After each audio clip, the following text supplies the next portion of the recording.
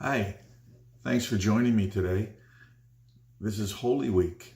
It's Monday, and it's the week that leads up to the resurrection of Jesus from the dead. And each day we're going to get together and we're going to look at one of the encounters that Jesus had with people during that week. And our hope is that by meditating on his word, we'll encounter him in some significant, meaningful way. So I'm glad that you joined with us. For our text today, we'll get right into it. We're going to Matthew, the 21st chapter, and we're just going to read two verses, a pretty well-known story during that week as Jesus was in Jerusalem.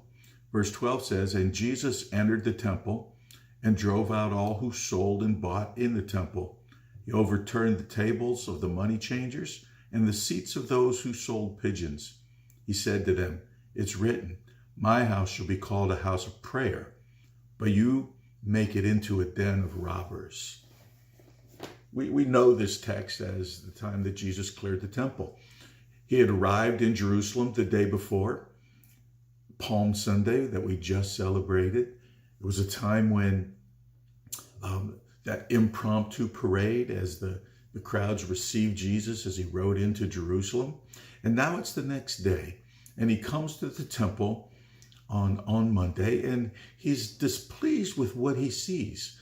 When he comes, he sees temple activity had become shifted and changed. It was now more about profit than it was prayer. It was Passover. Jerusalem was packed with people. People had traveled from all different places and lands and countries to be there for this special time of celebration. They say that the normal population of Jerusalem at that time was around 50,000. And on this day, for this time, there could have been as many as 250,000, 250,000 people gathered in that city. And all of them were required to do one thing. They were required to make offering, to make sacrifice at the temple. So when Jesus comes to the temple, he would expect and he would hope to see great devotion and great sacrifice and honor being offered to the Lord before God. But that's not what met him there. He comes to the temple, and the temple was busy, but not with a priority on prayer and worship. It was busy with business. A large area of the temple court had now been converted and committed to as a place of merchandising and a place of commerce. Most of the people in Jerusalem had traveled some distance, and many of them couldn't, many of them didn't bring a sacrifice with them and would need to purchase one. And so this large area was set up in the temple and just filled. You could just imagine what the sights and sound must have been like, just filled with all the various animals that people could purchase to bring and use as their sacrifice. And of course, they were forced then to buy these sacrifices at temple rates, which were somewhat inflated. And for those who brought their own, we understand there was also a practice that the priest could reject those offerings. They could say they weren't a high enough quality to pass standard and be accepted as a sacrifice, which again would force them to go back and pay temple rates for their sacrifice. And then there were the money changers along with that. Because people were from other lands and other places, they had various kinds of currency. And so there were these convenient merchants who would exchange their money for them. And of course, it was at an inflated rate of interest and charge, and profit was being made in excess, in disproportionate amounts. And it was just unacceptable to Jesus. And the Bible describes that Jesus drove them out of the temple.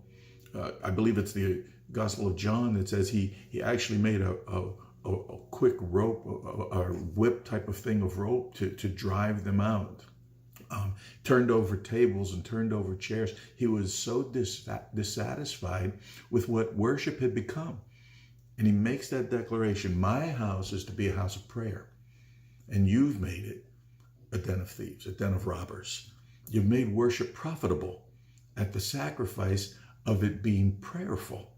The temple was the dwelling place of God. Let's remember that. This is the place where God housed his presence.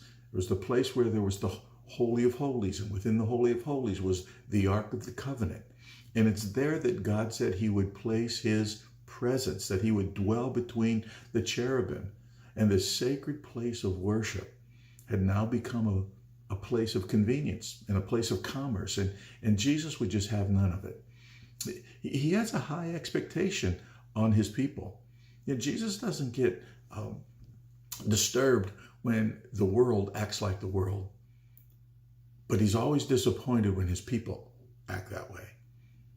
So as we move through this, what can we draw that can help us today in our meditation during this Holy Week? Let's think about the time after Jesus had returned to his Father, and the day of Pentecost has come and gone.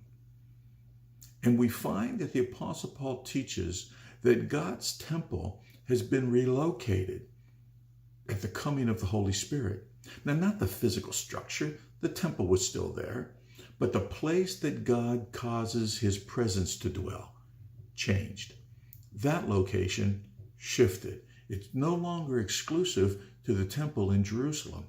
The Apostle Paul tells us that now your body, as a Christian, your body is the temple of the Spirit of God. It's the temple of the presence of God. Jesus said before he left, I'm going away and I'm going to send another comforter. I'm going to send the Holy Spirit to you, who will not only dwell with you, but he will dwell in you. And in this new temple, our worship is to be no longer an offering of animals and sacrifices, of course, but it's the worship that now God accepts in this new temple is our very lives. It's our heart.